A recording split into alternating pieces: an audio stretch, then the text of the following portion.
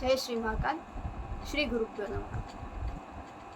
जब हम पूजा करते हैं, फिर वो भगवान रामचंद्र जी की पूजा हो, भगवान श्री कृष्ण की पूजा हो या माँ भगवती की पूजा हो, तब हम उनके जो विग्रह होते हैं, उनकी जो प्रतिमाएं होती हैं, उनकी पूजा करते हैं।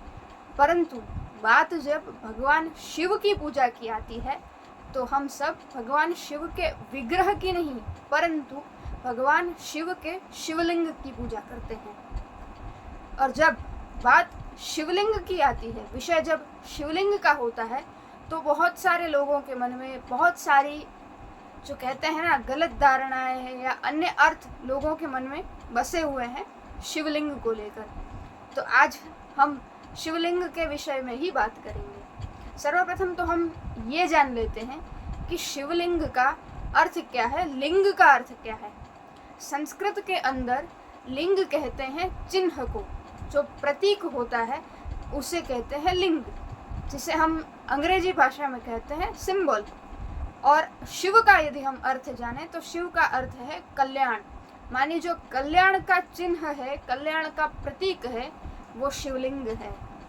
सामान्य अर्थ में अगर हम बात करें तो शिवलिंग का अर्थ हुआ भगवान शिव का जो प्रतीक है, भगवान महादेव का जो प्रतीक है, उसे शिवलिंग कहते हैं। लिंग शब्द का ये सामान्य अर्थ हुआ। अब इसके अलावा लिंग शब्द के और भी अर्थ हैं। एक अर्थ है जो लीन अर्थ को, जो गूढ़तम अर्थ है, उसे जो प्रकट करता है, उसे लिंग कहते हैं। लीनम अर्थम गमयति इति लिंगम। जो भी गूढ़ है, जो भी अप्रकट है, उसे प्रकट करने वाला जो है, उसे लिंग कहते हैं। एक अर्थ ये भी हुआ। लिंग शब्द को लय के रूप में भी माना गया है।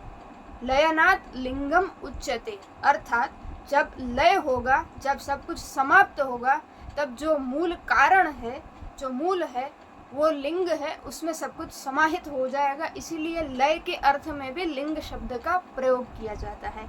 तो लिंग का जो अर्थ है वो लय के अर्थ में भी हुआ, वो गूढ़ अर्थ को प्रकाशित करने वाले अर्थ में भी हुआ, और सामान्य रूप से लिंग का अर्थ है चिन्ह, प्रतीक। तो ये हमने जाना कि जो शिवलिंग है उसका अर्थ क्या हुआ। तो अब जानते हैं कि शिवलिंग की क्या विशेषताएं हैं, क्या महत्ताएं हैं। लिंग पुराण के अनुसार यदि हम बात करें तो जो समग्र ब्रह्मांड है, जो संपूर्ण ब्रह्मांड है, उसका जो आधार है, उसका जो वाहक है, वो लिंग है। शिवलिंग है वो केवल भगवान शिव का प्रतीक नहीं है, परंतु शिवलिंग में शिव और शक्ति, इन दोनों का समाहित रूप से प्रतीक माना गया है। किस प्रकार, आइए जानते हैं। शिवलिंग का जो ऊपरी हिस्सा होता है वो भगवान शिव का प्रतीक माना गया है, और शिवलिंग का नीचे का जो हिस्सा है, जिसे हम पीठम कहते हैं, जो पीठ का हिस्सा होता है, वो माँ शक्ति का प्रतीक है। इसीलिए कहा गया है रुद्रः लिंगम उमा पीठम तस्ये तस्मै नमो नमः। इतना ही नहीं, जब आप शिवलिंग की पूजा करते हैं तो माँ भगवती शक्ति और भगवान शिव के साथ समस्त देवी देवताओं की भी पूजा एकमात्र शिवलिंग की पूजा में ही हो जाती है। इसी को लेकर के लिंग पुराण के अनुसार एक श्लोक भी कहा गया है। श्लोक कौन सा है? मूले ब्रह्मा तथा मध्ये विष्णु त्रिभुवनेश्वरः रुद्रोपरि महादेवः प्रणवाख्य सदाशिवः लिंगम वेदी महादेवी लिंग साक्षात् महेश्वरः तयो संपूजनात् नित्यम देवी देवश्च पूजितौ। कि शिवलिंग के मूल भाग में ब्रह्मा निवास करते हैं, मध्य भाग में त्रिभुवन के जो ईश्वर हैं भगवान विष्णु, उनका निवास स्थान है, और ऊपरी भाग में प्रणव अक्षर के द्वारा, जिन्हें हम जानते हैं प्रणव अक्षर के जो स्वरूप हैं, वैसे भगवान शिव रुद्र रूप में शिवलिंग के ऊपरी भाग में विराजमान होते हैं।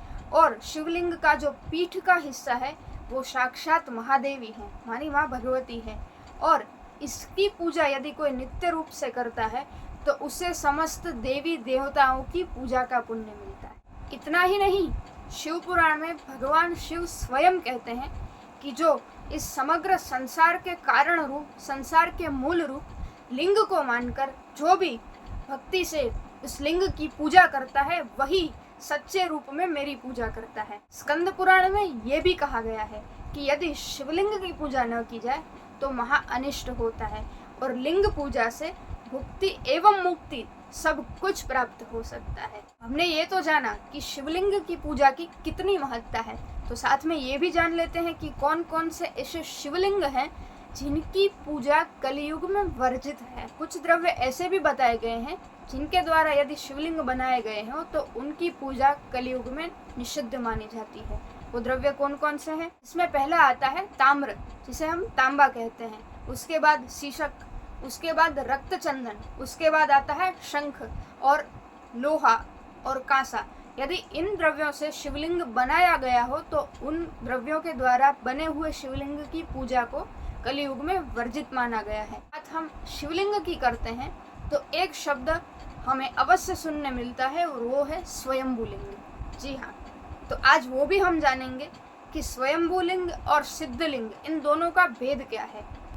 सबसे पहले जानते हैं कि स्वयंभूलिंग किसे कहते हैं। अपने भक्तों की रक्षा हेतु, अपने भक्तों के कल्याण हेतु या अपने भक्तों की इच्छा की पूर्ति हेतु जहाँ भगवान लिंग रूप में प्रकट हुए हों उस स्थान को, उस लिंग को स्वयंभूलिंग कहा जाता है।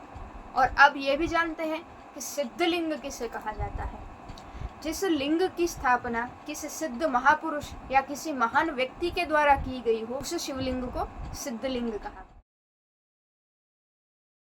आपको यदि ये वीडियो अच्छी लगती है तो इसे लाइक करें, अपने स्नेहीजनों के साथ इस वीडियो को शेयर अवश्य करें और सनातन संस्कृति से जुड़ी हुई ऐसी ही बातों की अधिक जानकारी हेतु हमारे इस चैनल संस्कृति आश्रय को अवश्य सब्सक्राइब करें। जय श्री महाकाल।